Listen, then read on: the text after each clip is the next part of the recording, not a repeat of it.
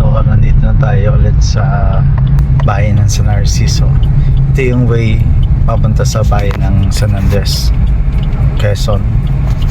So right now pupuntahan natin ulit yung property na titingnan po natin.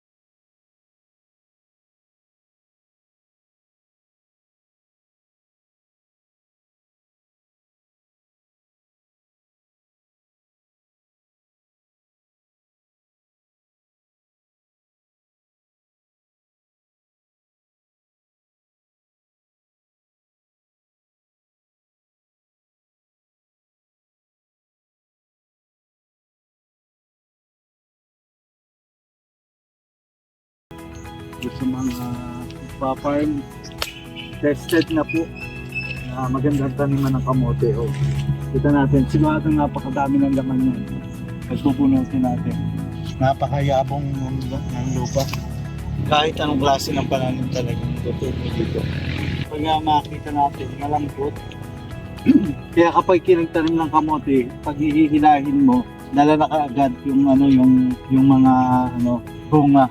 So kaya napakaganda na lalo na sa mga kamote lang yung gumagapang. Maganda din itong taniman ng kamote gumagapang na malaman. Dito makikita natin talaga yung halos kabuuan ng property. Nakikita natin na almost lahat flat po ito. Maliliit pa yung mga puno na yun. At may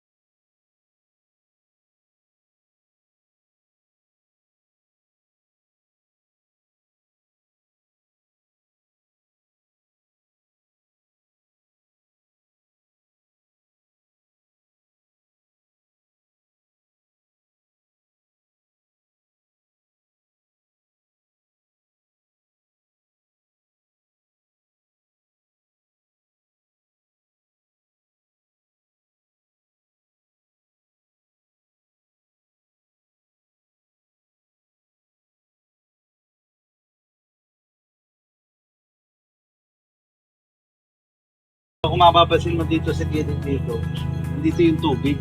Sigilitan po sila ng sapa na napakaganda naman doon sa mga hayop natin. Sa mga kambing, kalabaw, baka. So yan, napakaganda niyan. Kung titingnan naman natin yung saging, napakatataba naman ng mga saging na yan. Yan o, napakatataba ng puno. So talagang napakaganda ng ano dito. Napakaganda ng lupa. So ito pong property ito ay matatagpuan sa bayan ng San Narciso, Quezon.